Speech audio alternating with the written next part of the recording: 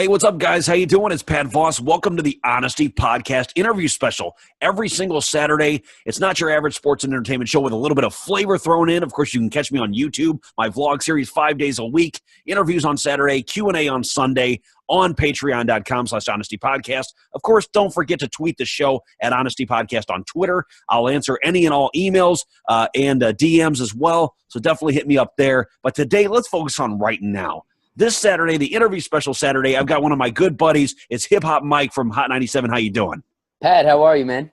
Good. I'm having a great day. I love this interview series. It's going real well. I have about 8 to 10, anywhere from about 8 to 10 or so interviews a week. So they debut every Saturday. I love it because I can basically, in a week, produce 2.5 months worth of content. God bless, man. You got a nice setup over there. So for people that don't know you, which I couldn't assume that they wouldn't, but people that don't know you, what is it that you do? So I'm on the radio over at Hot 97. I do the overnights there from 12 to 5 a.m. Come on every night after Funkmaster Flex, every morning before Ebro. I'm also the assistant for Peter Rosenberg, who's also a personality there on ESPN, and as well as some WWE stuff that he started doing. I manage an artist by the name of Live Like Davis, who's incredible. We're just starting to get the ball rolling on some stuff there. I mean, I'm a former mattress salesman, pizza maker. I do everything.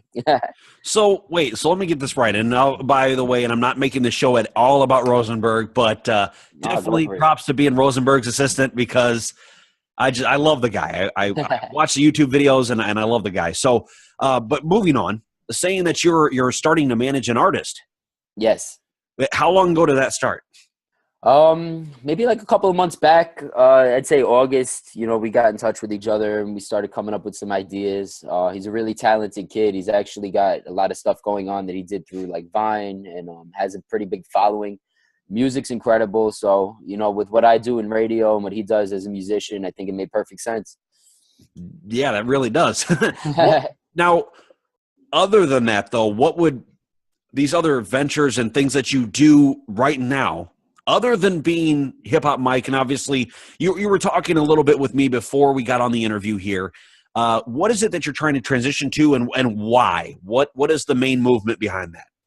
I mean, I'm trying to do a little bit of everything in the moment, to be honest. I love doing radio, and it's something that I'm definitely passionate about. I think over time, radio, as fun as it is, I want to do something that has a little bit more longevity to it, and I think management makes more sense with that. Also just working with Rosenberg so much, I really feel like management's more of the calling, as much as I picked up in the radio business. I think just helping him move around and do the day-to-day and stuff like that, I made a lot of great connections, and I think they could be utilized to do bigger and better things. I like that. And I know you were saying, going from Hip Hop Mike, what is it that you're trying to let people know? Because for people that don't know you or the people that just know you for Hot 97, they know, well, that's Hip Hop Mike. Okay, well, what are you trying to do? Because I know you're trying to transition. Are you trying to use like your regular name? What are you doing there? Because I know obviously you could always transition and say, well, it's Hip Hop Mike from Hot 97 going and doing his road shows or whatever he's doing. But what is it? What is the real end goal for you? I mean, the end goal I really think is to be more on the management side of things. Hip Hop Mike is like a personality name that I kind of came up with when I started in radio, and it's been great for doing what I do at Hot 97. We're a hip hop station, and, I'm kind of the guy that, I produce the Rosenberg show, obviously, which is a lot of underground stuff. I'm very in touch with hip hop and just what's going on in the streets and more about the music rather than just the kind of day-to-day regular radio music that you'd hear, the Drakes, the Rihanna, and so on and so forth. Right. But a lot of my friends, like growing up, they always called me Turk. My name is Mike Turk. And I think for business purposes, Hip Hop Mike is a little bit more, you know what I mean? So, yeah. I mean, Mike Turk is what a lot of people call me just behind the scenes, and Hip Hop Mike has been more of like a personality name. So, over time, I'd like to transition out of the personality role into the management role. And obviously, I'd want to have a more respectable grown-up name than Hip Hop Mike. Right. And that's the thing is with me. So with this show, I don't go by any other name. I just go by, it's Pat Voss. It's me. Yeah. and then people say Voss, like the water. I was like, yeah, of course. If that's how you need to remember it, then yes. You don't want like crazy Pat Ross on the middays. You know what I mean? You want to have like Pat Voss is very respectable name. Right, and that's the thing. That's the thing. And I'm sorry about all the sunlight here. Apparently, it decided to get really bright and shiny. There we go. One thing that I don't like is people thinking that because I don't have a name or I don't have that persona that I'm not as viable as like a Skip Bayless, or I don't have those ideas like another, a Stephen A. Smith or somebody. And that's the one thing I'm trying to break through with this show is doing the interview special and making sure that it's ready to go, that I'm the every guy on the couch. That's that's my shot, is that I'm the every guy on the couch. You on Sunday for the Super Bowl, right? Yeah. You're going to be yelling at the TV regardless. And that's the kind of guy, you're the kind of guy that I would want to inform with my stats and my opinions every single day, during the week on YouTube, because that's what I'm aiming for. And for you, you're aiming to get into more of management. So you obviously want to transition to Mike Turk. You don't want to just stay as hip hop Mike. Yes, you made the connections, which is nice, which obviously, as everybody knows, that's has anything to do with radio or TV, knows how valuable connections are and how valuable it is to really make it in the business by networking and getting yourself out there. Yes, sir. I agree. And I will say this, Pat, that you have an incredible voice for radio. And whether you're on the couch or in a studio, I think you'd be fine either way. I appreciate it. I try not to build myself up for anything, but yes, I appreciate the compliment. I really do appreciate it. I was actually accused of when Blab was still around. Now, Blab, unfortunately, rest in peace, Blab. But when Blab was still around, I did a show, my late night mix-up show, 5 nights a week on there. And I had a 4-person roundtable discussion every single night. And I actually had a guest on who was Jens Pulver, the first lightweight champion in UFC. Oh, wow. And he was on the show. And he came on because I happen to know a girl named Tracy Lee who used to be a UFC photographer. So she introduced me to Jens. Jens got on and, of course, shows me that he's got the same mic that I've got. He's got the Blue Yeti for his show. And but to think that I was accused of faking the voice, I thought that was hilarious. I thought it was great. I was like, I know I look like I have a 12-year-old's voice, but but thank you for the compliment, by the way. All good. You're doing great, man. I can tell it's not the mic, believe me. I appreciate it. I appreciate it. Now, for one more thing before I ask my last question. Yes, sir.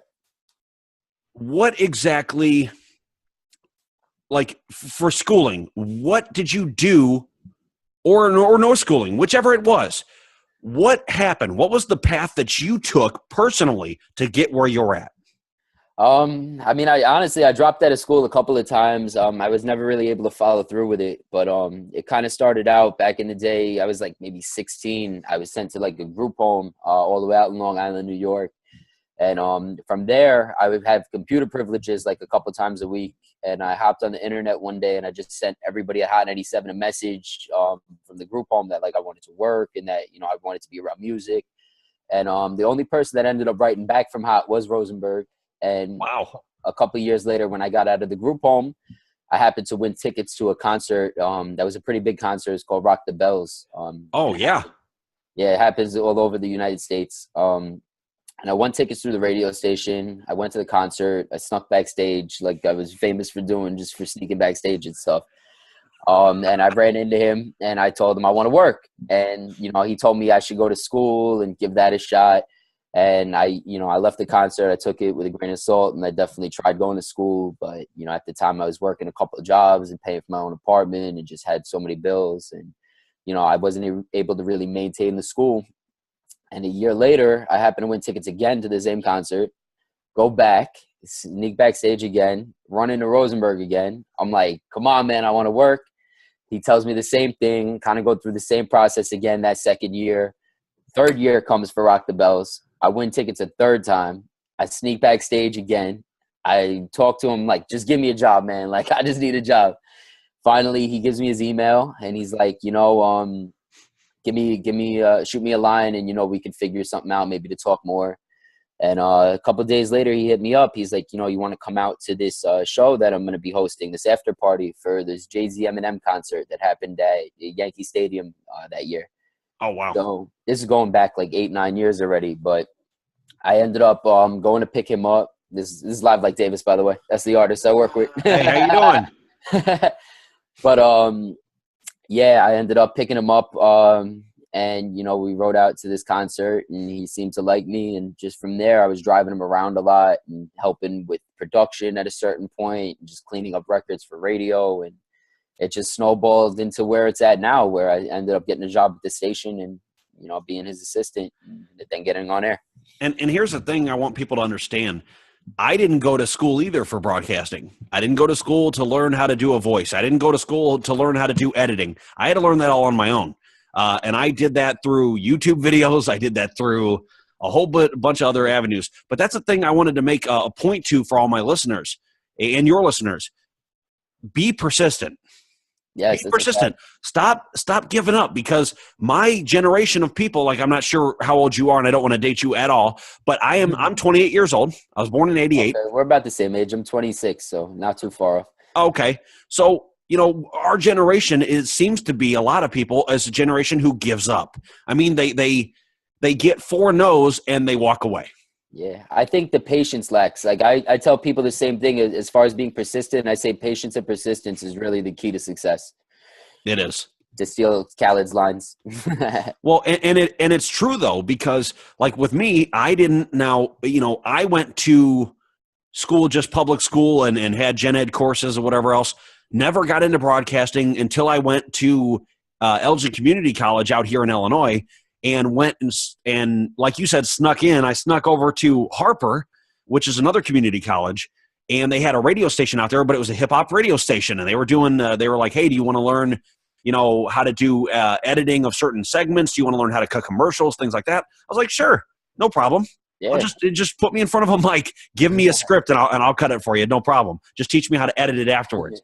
And that's how it started. And then last year, I ended up at a radio station in the suburbs of Chicago, and I was on-air talent and production for about 6 months before my disability kind of took over, and I wasn't able to stay on the air anymore. But that's why I do this show, because I was persistent. I kept up with it. I kept trying to learn everything I could to learn the ropes about it, to learn editing, different softwares as softwares progressed.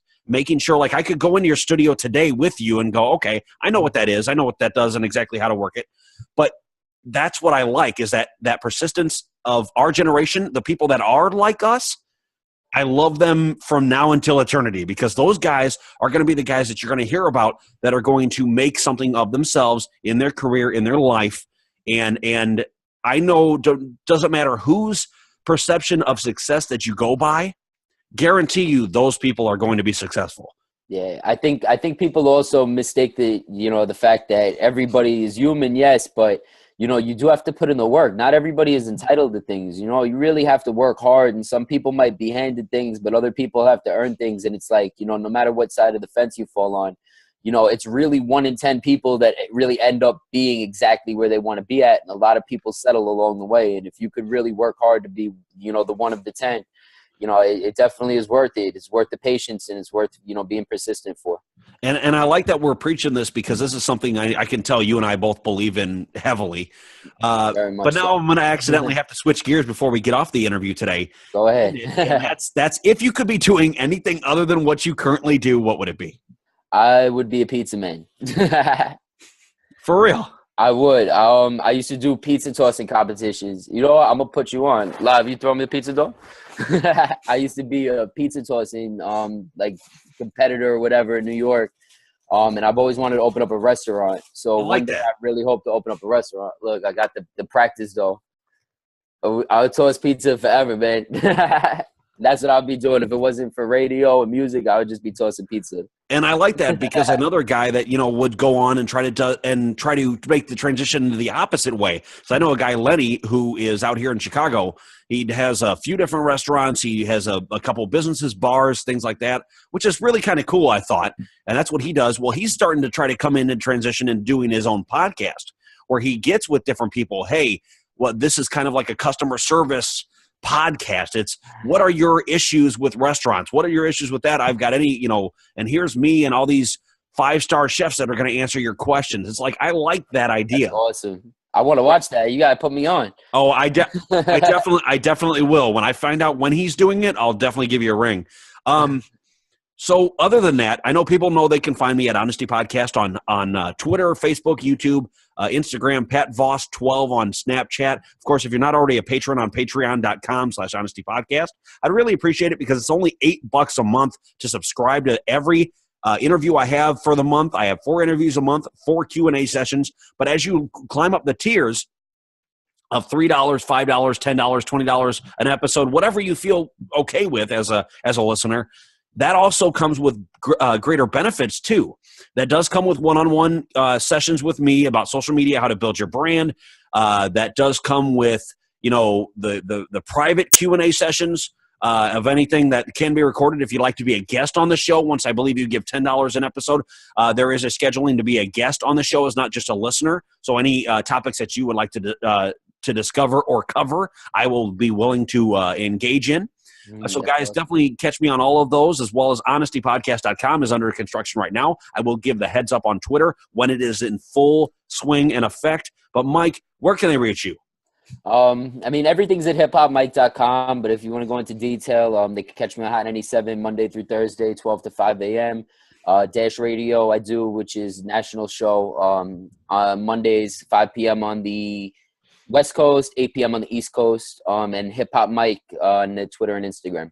I appreciate it. And so, Mike, thank you so much for stopping by today. I appreciate you interviewing and also showing me the talent you're working with. I like that. Definitely can't wait to work with you again. And hopefully maybe one of these times, depending on the subject you have me on, I'll gladly come on Hot 97 or one of your shows. No problem. I love that, man. Thank you. No problem. So, guys, this has been another great interview series. Every single Saturday, check me out at patreon.com/Honesty Podcast. Every Sunday for the Q&A sessions and the discussion topics. I'm a little bright and pasty right now because of the sunlight. It's all right. I'll put some suntan lotion on soon as not to burn out here in about the 3-degree weather in Chicago. I'll see you guys next Saturday for another great interview. This has been the Honesty Podcast. Tell me pretty lies, look me in the face. Tell me that you love me, even if it's fake.